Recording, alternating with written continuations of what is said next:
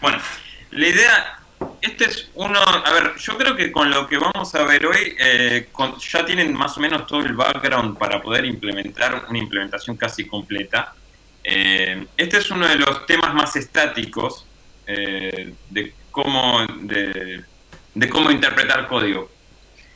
Porque Pablo mostró que cada vez que se ejecuta un método vamos a alocar cosas y vamos a ejecutar, qué sé yo. Y hay cosas que se pueden resolver de manera más estática y bueno, la cuestión es esto, es cómo resolvemos los nombres, cómo resolvemos las variables. Lo voy a resumir, pero podría funcionar con otras cosas que no son necesariamente variables. Imagínense este ejemplo bastante choto. Tenemos una clase, persona, el nombre del próximo hijo en realidad es un acumulador y nos va a dar hijitos. Entonces le vamos a decir, dame un hijo y le pasamos un prefijo.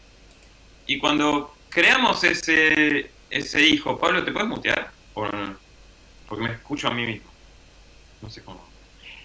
Bueno, y cuando yo ejecuto el método makeChild con un prefijo, me va a devolver un objeto, que es un objeto anónimo, que va a tener una variable ID que cuando se va a inicializar el ID con el prefijo del método, o sea, el prefijo que viene de makeChild y el toString del próximo ID de la persona, y después va a acumular el ID que está en persona. Y a ese objeto yo le voy a poder preguntar su ID.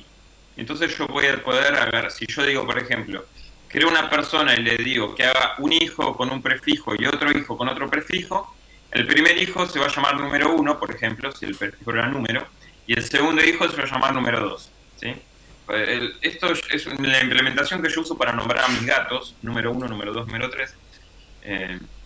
Y bueno, la cuestión con este ejemplo, que es bastante interesante, es, por ejemplo, acá tenemos varias definiciones de variables, definiciones de nombres. ¿Sí? O sea, tenemos, por ejemplo, next prefix es un nombre que está definido en el método makeChild, y ID es un nombre que está definido dentro del objeto, ese anónimo que estamos definiendo. Y del otro lado tenemos usos de esas variables, usos de esos nombres. Entonces tenemos, por ejemplo, adentro del método initialize y de getID tenemos usos de ID, usos de prefijo y usos de nextFreeChildName. Y no solo usos, también tenemos asignaciones. O sea, vamos a poder editar cosas que están por ahí, esas variables. ¿Sí? Entonces, la idea es contar rápidamente cuál es la regla. O sea, ¿cuándo puedo usar una variable, cuándo no? ¿Cuál va a ser el valor de esa variable? ¿La puedo editar o no la puedo editar? Probablemente esto ya muchos lo sepan, por eso voy a ir rápido. Y si no lo saben o si lo saben, voy a formalizar algunos nombres, algunos conceptos y nada más. Lo primero que yo quiero introducir con esto para poder hablar de estas reglas es una idea, que es la idea de ámbito en castellano, o scope léxico en particular. Vamos a hablar de scope léxico, no vamos a hablar de scope dinámico porque es bastante alien, es bastante raro, y es bastante raro de ver en implementaciones de lenguajes. Quizás en Ruby hay algunas cosas que usan scope dinámico y bueno, te querés morir. Pero bueno, básicamente cada vez que hay algunos elementos en un lenguaje de programación que van a definir ambientes, vamos a decir. Por ejemplo, la clase persona va a definir un ambiente donde vamos a definir variables. Y los métodos también definen un ambiente chiquitito.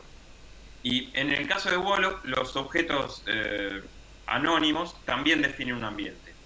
Y además, como los objetos anónimos pueden tener métodos adentro, definen su ambiente chiquitito. Entonces vamos a tener como una especie de anidación de ambientes o de ámbitos, ¿sí? O de scope adentro.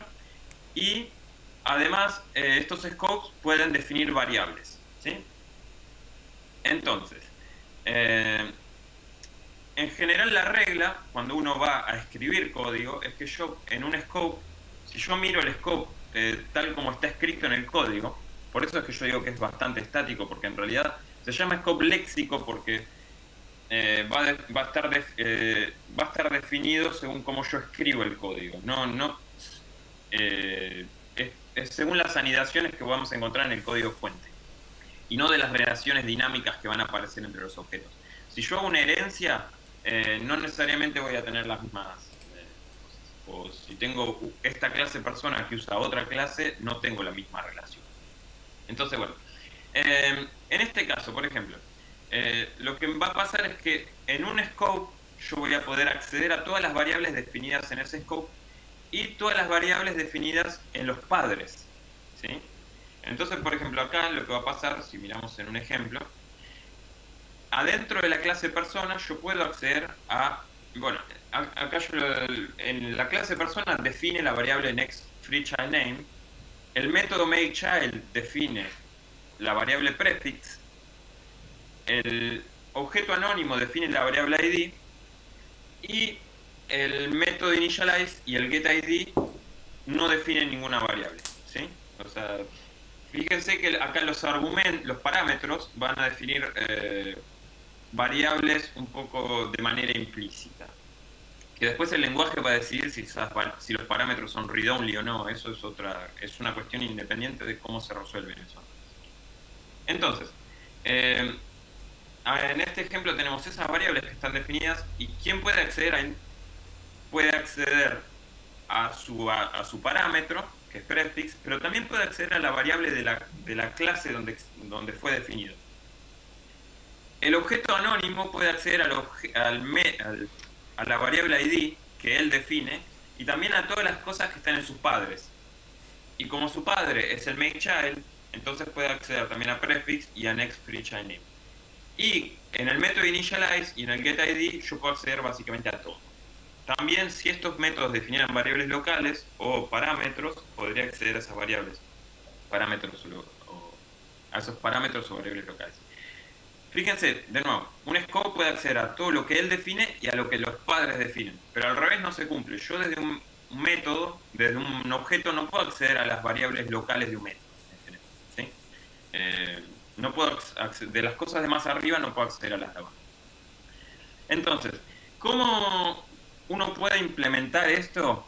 Una versión muy sencilla, después ustedes pueden inventar la suya propia, es haciendo un chain of responsibility, donde básicamente cada scope va a tener su padre, y entonces lo que podemos hacer es objetitos donde cada objeto represente un scope y tenga las variables que él define, y después tengan una relación de padre. Entonces en este caso yo tendría un scope persona que define su variable nextFreeChildName y va a tener un hijito que sea el makeChild que define sucesivamente, ¿sí? Ahora, una vez si yo implementase, por ejemplo, esta chain of responsibility, yo después podría implementar cómo leo y cómo escribo variables usando estos scopes, usando, por ejemplo, un código similar a este, donde si yo una vez que encuentro dónde está, cuál es el scope que define una determinada variable, después yo puedo pedirle a ese scope que lea o que escriba la variable. Básicamente un scope podría tener adentro un diccionario, una tabla de hash con valores. Entonces esto lo podrían usar, por ejemplo, para definir, para implementar el intérprete. Es una implementación bastante sencilla. Entonces, por ejemplo, donde los métodos activation van a definir scopes, pero los objetos también van a definir scopes. Y entonces los scopes se van a encadenar como una linked list, ¿sí? También se puede usar una implementación muy similar, no solo, lo vamos a ver después, no hoy, pero no solo para leer y escribir variables en un intérprete, pero también se puede usar la misma implementación para hacer la resolución de nombres en un compilador, ¿sí? Porque en un compilador básicamente vamos a tener que hacer lo mismo, pero vamos a tener que, cuando vamos a generar código, probablemente si la variable es una variable temporal o si es una variable de instancia de un argumento, no vamos a generar exactamente el mismo código. Entonces lo que primero podríamos hacer es tener una implementación de scopes y decir, bueno, scope, generame el código para leer una variable o para escribir una variable. Y así sucede. Además de todo esto, una cosa que es interesante, lo voy a hablar muy por arriba, porque de hecho en los test que nosotros les dimos no es realmente necesario cubrirlo, pero para si quieren hacer en algún momento una implementación completa de Wolof, va a ser necesario, es la idea de closure lexicales, o bueno, como uno diría, lambdas bien hechas, o para los smalltalkeros son bloques, ¿sí? Básicamente algunos elementos del lenguaje implementan lo que se llama la captura léxica, o closure. Closure viene que encierra algo. Básicamente un closure lo que hace es capturar los valores de su padre y todas las variables que están en él. Y cada vez que vamos a ejecutar un closure, por ejemplo en Wolof, un closure son los objetos anónimos y los métodos, los closures, las lambda. Entonces cada vez que vamos a ejecutar un closure, ese closure va a capturar algo nuevo, va a capturar a su padre. Por ejemplo, es lo que nos pasaba hace un rato, cuando ejecutamos, si ejecutamos el makeChild 2 veces, la primera vez va a capturar la ejecución del método con el prefijo que yo use la primera vez, y la segunda vez vamos a capturar con el prefijo que use la segunda vez. Entonces, para verlo en un ejemplo más concreto, si yo creo una prefijo con prefijo A y hace un hijo con prefijo B, fíjense que los objetos anónimos que se van a crear, que son los dos objetos que están más abajo en ese arbolito, uno va a tener ID número 16, el otro va a tener ID número 17. De hecho, el prefijo debería ser A17 y A16 y B17, tengo que arreglar las slides. Pero fíjense que cada uno capturó un makeChild distinto, porque lo que hizo fue capturar la activación del makeChild, ¿sí? Por eso estoy presentando esto después de que Pablo presentó los stacks, porque básicamente acá lo que estamos haciendo es capturar la activación del método, que es lo que está en el stack también. Tenemos que de alguna manera hacer convivir, si tenemos closures, tenemos que hacer convivir la captura léxica con la implementación del stack que tengamos. Y una cosa también a notar es que por más que cada objeto anónimo capturó una activación distinta de makeChild, ambos makeChild van a tener como padre a la misma instancia de persona, porque es la misma instancia, no es que cambia la instancia. Entonces, si mañana, por ejemplo, yo cambio el valor de las variables de instancia de la persona, eso va a cambiar para todos los elementos en este grafo. Si yo cambio de alguna manera el parámetro prefix en una activación, eso va a cambiar solamente para esa activación y para el objeto anónimo que se creó a partir de ese objeto, y no para el otro. ¿Sí? O sea, esto nos da una cierta encapsulación, activación de método. Y bueno, esto es básicamente todo lo que yo quería decir. La idea es, para resumir, tenemos elementos en el lenguaje que van a definir scopes. Esos scopes van a definir variables que son visibles en ese scope y en los padres, y en los hijos, pero no para afuera. Un scope puede contener otros hijos, vamos a tener una especie de nesting, y en general lo que va a pasar es que los elementos que están más adentro en el nesting, en el nesteo, van a poder acceder a más cosas. Y después tenemos estos closures que, en el ejemplo que vimos hace un rato, el objeto anónimo va a ser un closure que va a capturar la activación del método que lo crea, y lo que hace es capturar ese scope para poder leer y escribir variables en ese scope. ¿Tienen preguntas? Y si no, vamos a ver excepciones o memoria con Pablo.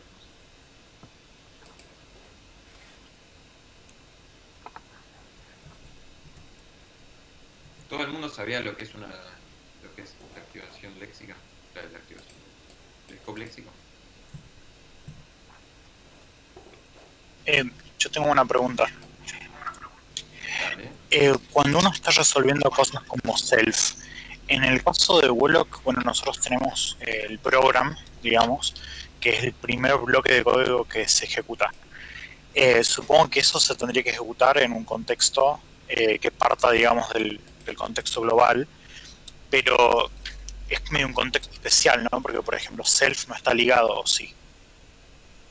En realidad lo que va a pasar es que uno puede definir, self es una cosa media especial, uno puede manejarlo de distintas maneras, pero uno puede pensarlo como si self está siempre ligado a la instancia. O sea, si yo, por ejemplo, si yo implementase self usando este tipo de cadena de responsabilidad, lo que haría el self, el scope que lo va a definir es la instancia, es este de acá. Entonces, o más en este, va a devolverme la instancia, se va a devolver a sí mismo.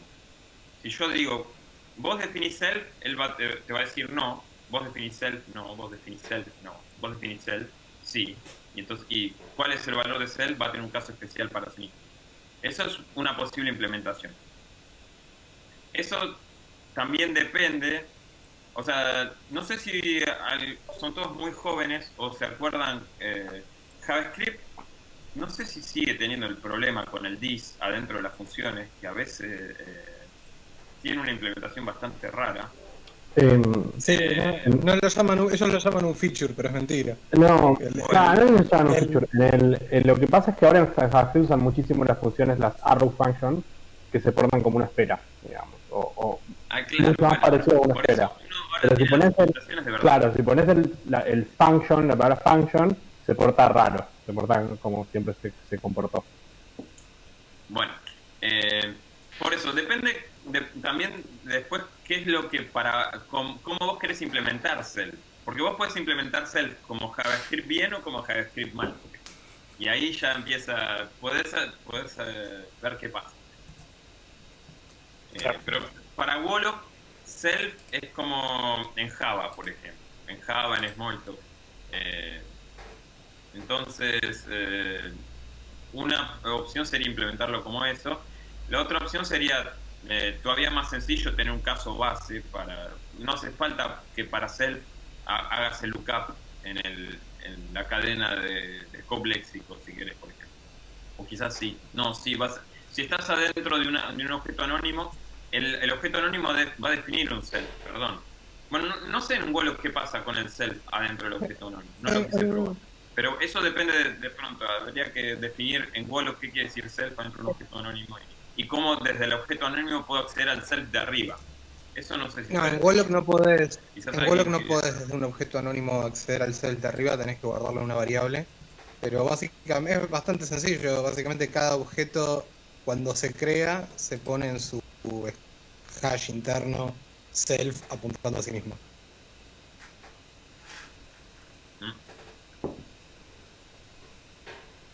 Así que sí, por ejemplo, en este caso entonces el objeto anónimo debería poder resolver el self. Eso para web. O sea, un detalle de lo que pasa ahora con Wolo que a lo mejor es interesante es que cuando vos ejecutás el envío de un mensaje, ese envío de mensaje se ejecuta en un frame que tiene como frame padre al objeto receptor. Entonces ahí es en donde Wolof le provee automáticamente las variables copiadas, que es una diferencia con otros lenguajes en donde vos para acceder a las variables necesitas hacerlo a través de accessors o cosas así. Eso lo tenés que definir en función de qué cosas querés que sean visibles en qué contexto. Pero en Wolof, que las variables son visibles desde todos lados, incluso las subclases y cosas por el estilo, simplemente un mensaje se pone como frame hijo del objeto receptor. Se pone como frame hijo. Claro, o sea, el objeto define también entonces un contexto. O sea, el objeto es un frame, digamos. El objeto es un contexto, o es polimórfico con los contextos. Entonces, podría solo crear otro frame copiando las cosas. Pero hay dos cosas. Si una cosa que yo quiero bien tener en... solamente para no mezclar los tantos. Esta jerarquía que estamos viendo acá es completamente ortogonal al stack de ejecución. Al menos no es necesariamente, no necesariamente tiene que estar mezclada con el stack de ejecución. Obviamente las activaciones de método podrían también pertenecer al stack, pero podrían no estar en el stack actual y podrían no estar relacionadas de la misma manera. Porque quizás esta ejecución, este makeChild, fue capturado por el objeto anónimo en algún momento y el initialize se ejecuta después, o el getID se ejecuta después, en otro momento. Eso es una cosa. Después uno tiene lo que se llama scope dinámico, donde las definiciones de la resolución de variables se va a cambiar según la estructura del stack de ejecución. Y no me quiero meter mucho en eso, los invito a buscar cosas y leer al respecto, pero eso lo que hace es hace que entender cómo está implementado el lenguaje y cómo funciona es mucho más complicado. Pero bueno, básicamente scope léxico mira la estructura estática del código, después uno puede resolverlo en runtime como uno quiera, y después tiene otra cosa que se llama scope dinámico, que es si yo miro el stack, quizás según quién me llamó, esta variable tiene un valor, y según si me llamó otra persona va a tener otro valor. Una pregunta interesante para gatillar ese agujero de conejo es, ¿puede un closure referirse a sí mismo? Tipo, ¿puede un closure decir self y apuntarse, o puede de alguna manera apuntarse a sí mismo desde adentro de su lógica, digamos? Y ahí te caes. Bueno, una cosa, para mí lo que es gracioso es que, y eso uno lo ve cuando lo implementa, es que cuando uno llama a un closure, uno va a hacer closure paréntesis, por ejemplo, o closure.execute. Podríamos ponerle el nombre, no me acuerdo, en Golo creo que es value, no sé, o evaluate. Apply, bueno. Cuando uno ejecuta esto, el closure es el receiver, pero uno no quiere que sea self en el frame que se va a crear. Cuando uno cuando uno va a generar una activación de método para esto, para el closure, uno no quiere que el closure sea el self. Uno quiere, entonces ahí se empieza a ser un poco vicioso la cosa. Tiene que tener una implementación especial para las expresiones lambda. Pero bueno, porque además uno quiere tener acceso al closure a veces durante la ejecución para poder hacer cosas. Pero bueno, ahí ya nos estamos yendo un poco. Yo diría, vayamos a las presentaciones de excepciones. Le damos la mano a Pablo y así podemos hacer cosas prácticas más